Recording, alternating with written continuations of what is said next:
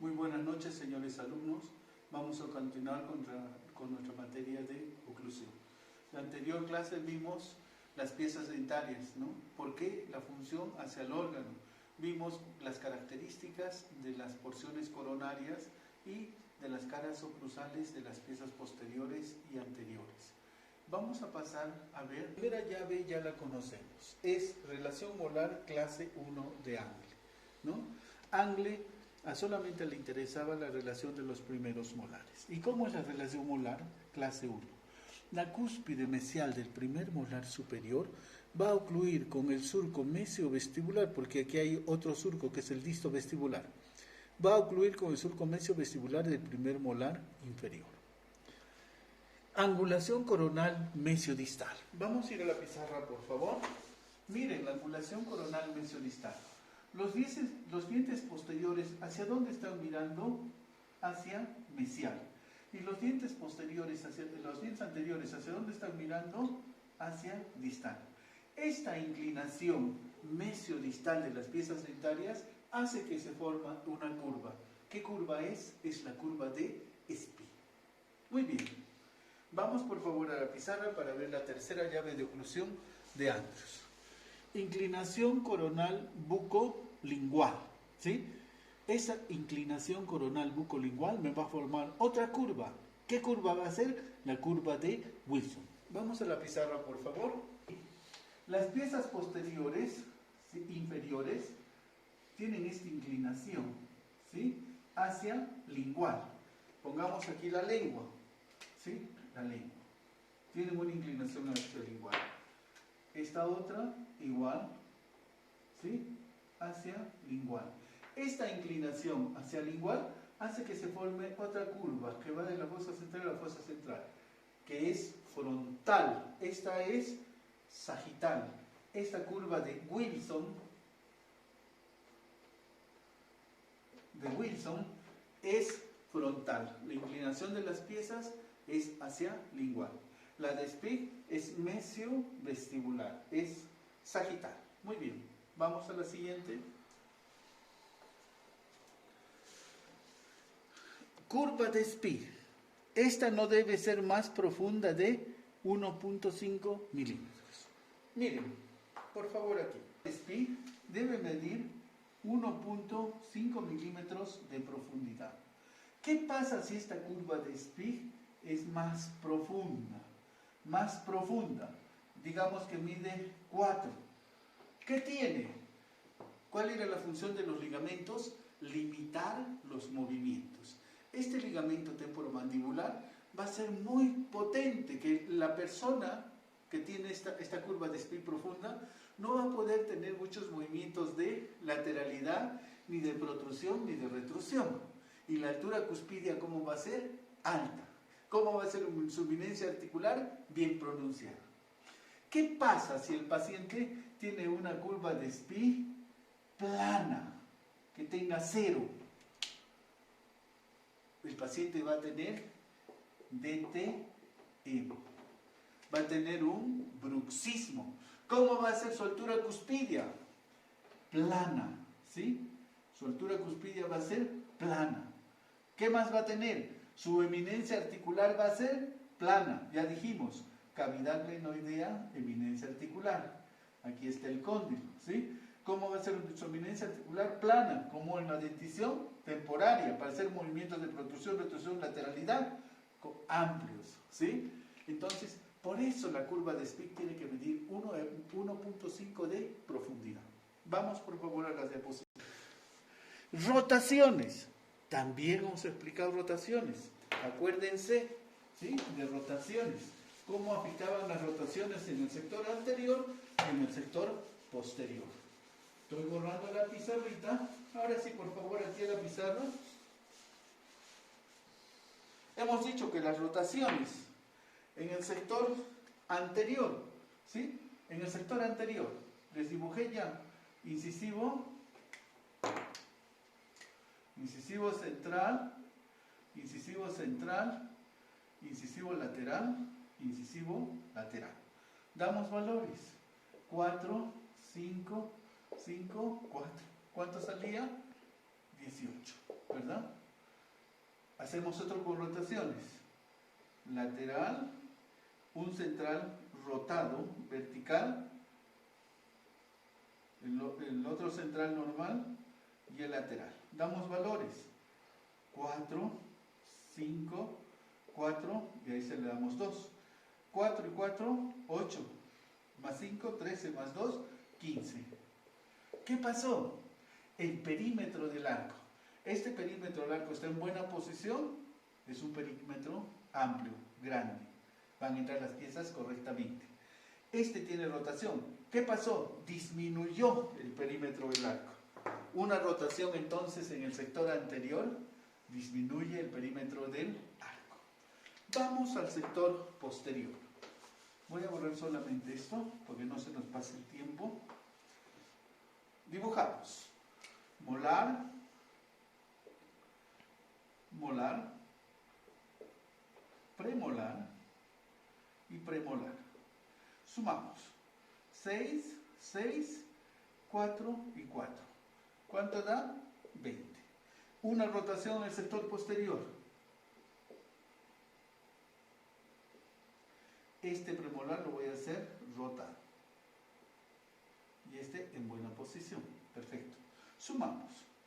6, 6, 7, 4. 6 y 6, 12. Más 7, 19. Más 4, 23. ¿Qué pasó? En el perímetro del arco era normal. Pero cuando hay una rotación en el sector posterior, ¿qué va a pasar? Va a aumentar el perímetro del arco, ¿sí? Así afectan las rotaciones tanto en el sector anterior como en el sector posterior. En el sector anterior disminuye, en el sector posterior aumenta el perímetro del arco. Vamos, por favor. No tiene que haber rotaciones. Y puntos de contactos ajustados. ¿Para qué? Para el desplazamiento de las fuerzas. ¿De qué son responsables los puntos de contactos ajustados? Ya lo sabemos, de la transmisión de las fuerzas masticatorias. Donde haya un diastema, se va a interrumpir las fuerzas masticatorias. Por eso dice, las 6 llaves de oclusión. Relación molar, clase 1. Angulación coronal, mesodistal. ¿Para qué? Para que haya una curva de Spig. Inclinación coronal bucolingual. ¿Para qué? Para que haya una curva de Wilson. Curva de Spig, que tiene que tener 1.5 de profundidad. Si es más profunda, no tiene muchos movimientos de lateralidad ni de apertura. Si es menos de 1.5, el paciente tiene DTM, ¿sí? No tienen que haber rotaciones, porque ya sabemos, en el sector anterior disminuyen el perímetro del arco. En el sector posterior aumentan el perímetro del arco. Y puntos de contactos ajustados, o sea, no tienen que haber diastemas, porque los diastemas son características de la dentición temporaria, se llaman espacios funcionales. En las piezas posteriores no tienen que haber, en la dentición permanente no tiene que haber diastemas, y tiene que haber puntos de contactos ajustados, porque si no se interrumpen las fuerzas masticatorias. ¿Y qué va a dar como resultado? La mesialización y la distalización de las piezas dentarias. Muy bien, esas son las 6 llaves de oclusión de Andrews. Pasamos de diapositiva. Análisis de las formas en conjunto. Cuando analizamos las formas individuales, o sea, las porciones coronarias, vimos que existen áreas destinadas a las funciones, específicamente a la masticación, y áreas destinadas a permitir que se cumplan los mecanismos de una oclusión mutuamente protegida. Sigan leyendo la diapositiva mientras voy borrando para explicarles.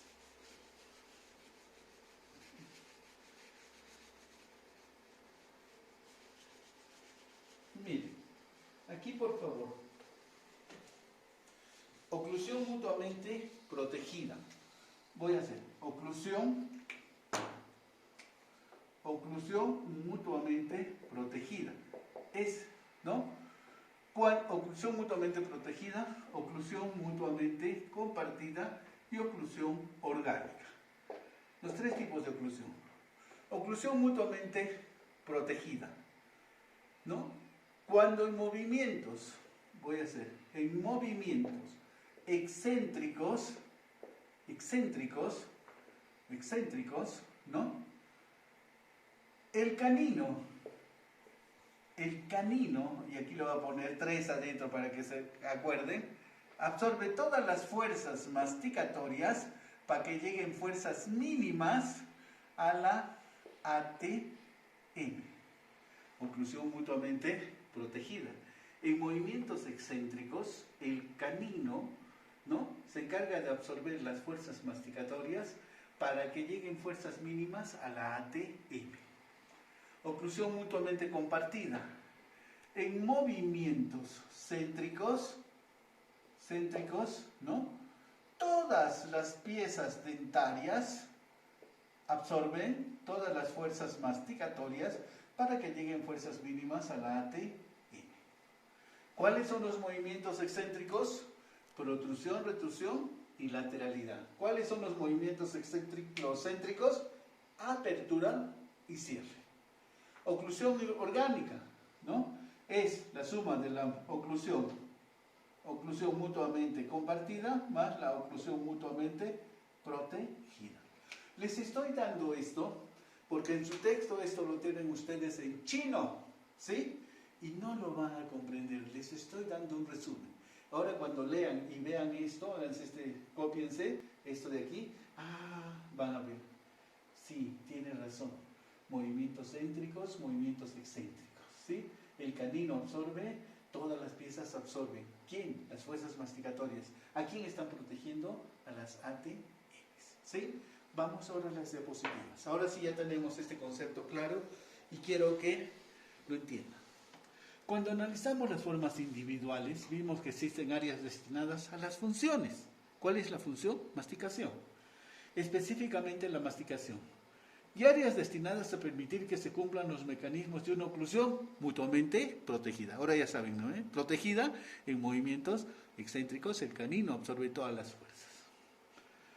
Y que el sistema se encuentre a salvo de los procesos parafuncionales. Recordemos los 4 niveles de oclusión. ¿Cuáles eran? En superficie, cúspides y rebordes marginales. En depresiones, surcos y fosas. Deben hallarse alineados en los 3 planos del espacio, en lo que más adelante analizaremos con la denominación de alineación tridimensional. ¿Quién me da la alineación tridimensional? Las 2 primeras llaves de oclusión, o la segunda y la tercera llave de oclusión de Andrews. Voy a retroceder un poquito para que vean. ¿Cuáles eran? Angulación coronal, inclinación coronal. ¿Qué me van a dar? Curva de Spee y curva de Wilson. Estas son las que me dan la alineación tridimensional, ¿sí? Las 2 curvas. Y vamos a ver ahora las condiciones que debe cumplir una oclusión ideal, ¿sí? Ya tenemos las características, ya las hemos estudiado. A ver, repasémoslas. Características. Les voy a hacer un memotécnico para que no se olviden. A la pizarra. A la pizarra, por favor. Características. Características. ¿Sí? Primero, una primera característica. ¿Qué es? Línea media centrada. Segunda característica. ¿Sí?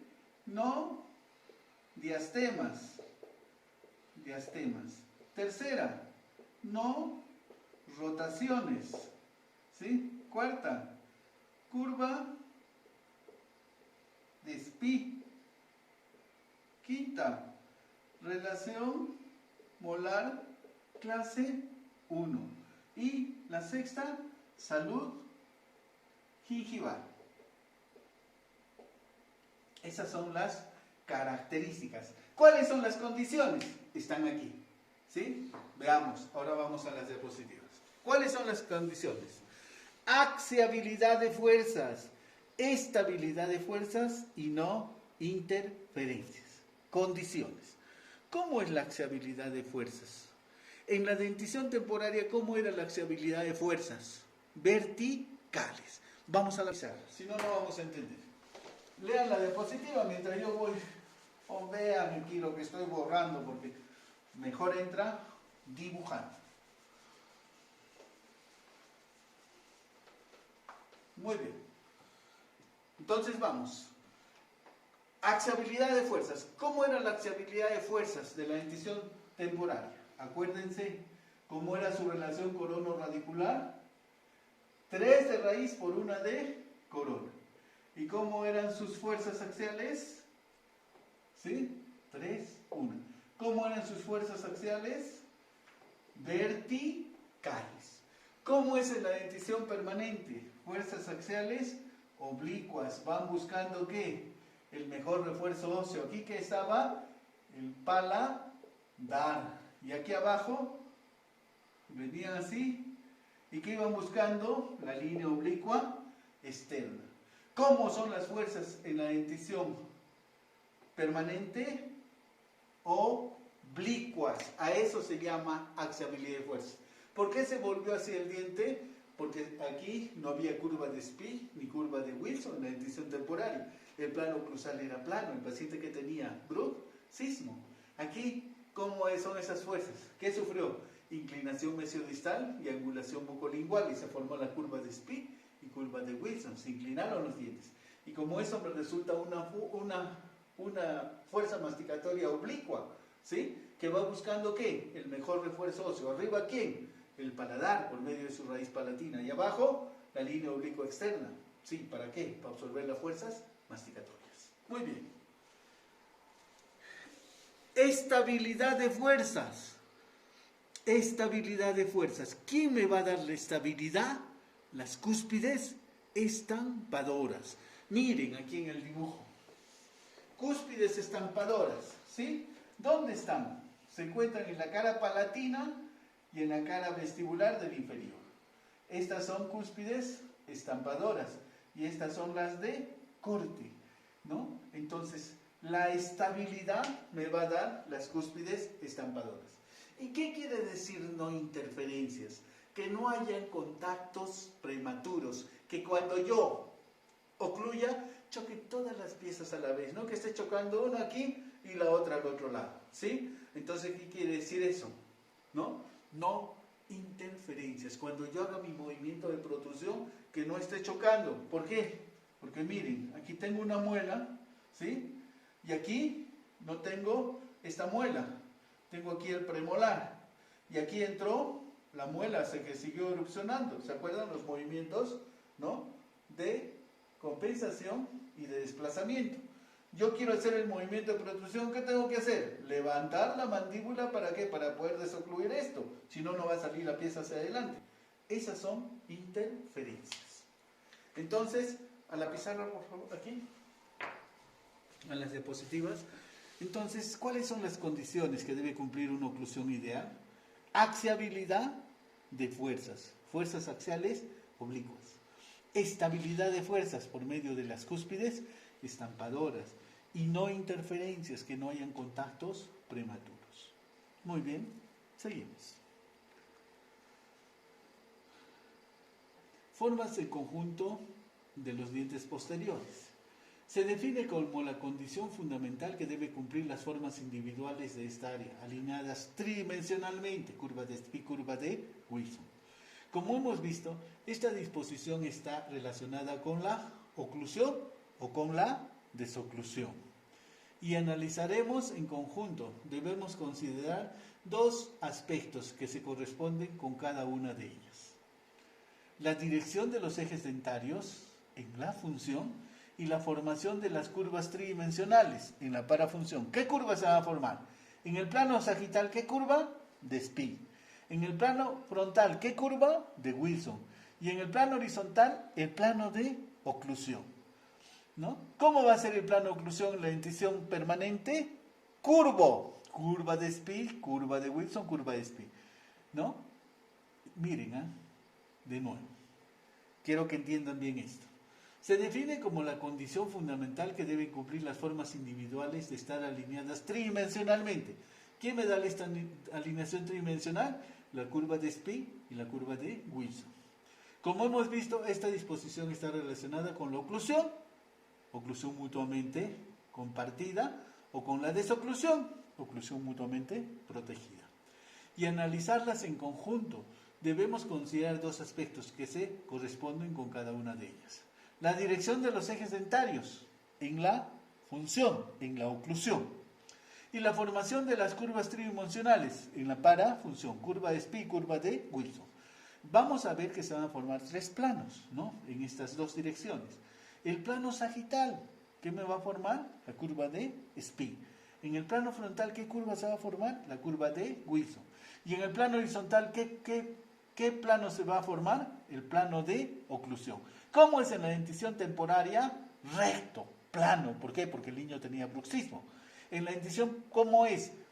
Es curvo. Curva de Spee, curva de Wilson y curva de Spee, ¿no? Entonces el plano horizontal se forma el plano de oclusión, que en la dentición permanente es curvo. Dirección de los ejes dentarios. Función. ¿Se acuerdan que ya tocamos esto cuando hablamos del músculo temporal que tiene 3 haces? Muy bien. Está en relación directamente con la oclusión, o sea, con el cierre mandibular. Por lo tanto, si hablamos de cierre, consideremos los músculos elevadores de la mandíbula. Básicamente, el temporal, el macetero y el pterygoideo interno. Estos dos músculos, como tienen la misma disposición, son considerados como la cincha maceterina. Seguimos en dirección de los ejes dentarios en la función.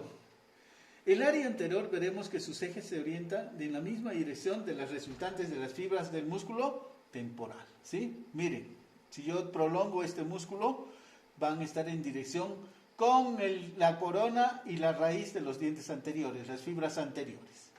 Las fibras, dice, el área anterior veremos que sus ejes se orientan en la misma dirección que las resultantes de las fibras del temporal. Esto nos indica que cuando una fuerza llega a un diente anterior, este lo transmite a la raíz y este a su vez, ¿dónde? Al hueso, al hueso palatino, del paladar.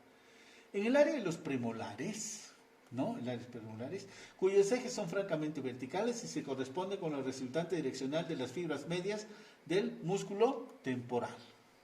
El área de los molares, los ejes dentarios comienzan a inclinarse, especialmente para coincidir con la resultante muscular del macetero y dirigirse hacia arriba y adelante con sus escalas oclusales perpendiculares a las fuerzas de dicho músculo. ¿Sí? Vamos a la pizarra.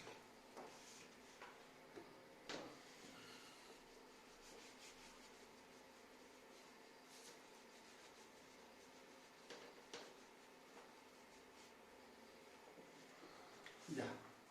Miren, aquí están molares, ¿sí? Y las vamos a hacer con sus raíces. Perfecto. Premolares, rectos, y la parte anterior, ¿sí? Los incisivos, ¿sí? Canino. Y aquí tenemos las fibras del músculo temporal. Las fibras anteriores están en relación ¿con quién? Con la corona y la raíz de las piezas anteriores, caninos y incisivos. Las fibras medias están en relación con los premolares, que son prácticamente verticales. Y las fibras posteriores son horizontales, que están en relación con las piezas posteriores, ¿sí? O sea, el músculo temporal es lo que me va a dar la dirección de los ejes dentarios en la función. Eso es lo que dice. Muy bien, volvemos a leer para que ustedes vean. El área anterior veremos que sus ejes se orientan en la misma dirección de las resultantes de las fibras del músculo temporal. Esto nos indica que cuando una fuerza llega a un diente anterior, esta la transmite a la raíz y esta a su vez al hueso. En el área de los premolares, cuyos ejes son francamente verticales y se corresponden con las resultantes direccionales con las fibras medias de este músculo temporal. El área de los molares, los ejes dentarios comienzan a inclinarse, ¿no? Especialmente para coincidir con la resultante del músculo macetero y dirigirse hacia arriba y adelante con sus caras oclusales perpendiculares a las fuerzas de dicho músculo. En síntesis, la alineación de ejes del plano sagital responde a la mejor disposición de los elementos del sistema. ¿Quiénes van a absorber cuando estamos comiendo algo? Primero las caras oclusales. ¿A dónde van a transmitir? A la raíz. Luego va a ir al periodonto, al hueso alveolar. ¿Quién va a absorber? Las fuerzas musculares de cada uno de los grupos que intervienen durante el cierre mandibular. Formación de las curvas tridimensionales. Para función, ¿no? Hemos dicho que se van a formar 3 curvas. La curva de Spee, la curva de Wilson y la curva o el plano oclusal. Plano oclusal es una línea imaginaria que pasa por la cúspide distal del segundo molar inferior con la punta cuspidia del canino inferior. Esta va a ser la curva de Spigg. El plano oclusal, que comienza siendo una línea recta desde el canino al primer molar, formará luego una curva ascendente que se corresponde con la resultante direccional de las fuerzas musculares. Por lo tanto, debemos hablar de una curva sagital, que no será más que la suma de los planos oclusales individuales de cada una de las piezas dentarias. Planos individuales se denominan microplanos. O sea, la suma de estos microplanos me va a dar ¿qué? ¿No? Una curva, la curva de Spigg. Miren, curva de Spigg un lado, curva de Wilson, curva de Spigg. ¿Cómo este plano oclusal? Es curvo. ¿Cómo es en la extensión temporaria? Recto. La formación de la curva sagital, la relación de los contactos se va ubicando hacia el tercio medio de los dientes posteriores. En un movimiento excéntrico, ¿sí? Oclusión mutuamente, ¿qué? Protegida. En una boca sana, los dientes anteriores reproducen la separación de los dientes posteriores, lo que genera un espacio entre la curva del maxilar superior y el maxilar inferior, que deberá ser uniforme en toda su extensión.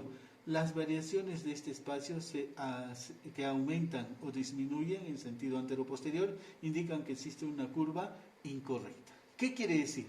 Que esta curva debe ser, si esta es convexa, esta es cóncava, ¿sí? Se tienen que corresponder ambas, no tiene que haber una interferencia. Muy bien, entonces estamos viendo las formas en conjunto de los dientes posteriores, ya no solamente la corona, sino también la raíz. Plano horizontal, forma de los arcos dentarios. En este plano debemos referirnos a la forma de las arcadas que se presentan en la especie humana y al conjunto de elevaciones y depresiones que se combinan con los de la arcada antagonista, respetando los principios, axiabilidad, estabilidad y no interferencia, indispensables para la obtención de ¿qué? De una oclusión orgánica. ¿Qué era la oclusión orgánica? La oclusión mutuamente protegida más la oclusión mutuamente compartida.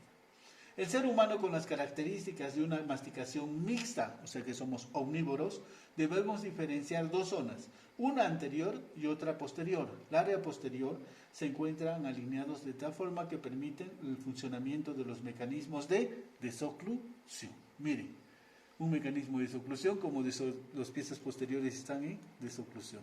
Oclusión mutuamente protegida. En movimientos excéntricos, el canino absorbe todas las fuerzas masticatorias para que lleguen fuerzas mínimas al ATM. Si este está absorbiendo todas las fuerzas masticatorias, el resto está en desoclusión. Muy bien, vamos a quedar aquí porque el tiempo es oro, no puedo avanzar mucho. Gracias, buenas noches.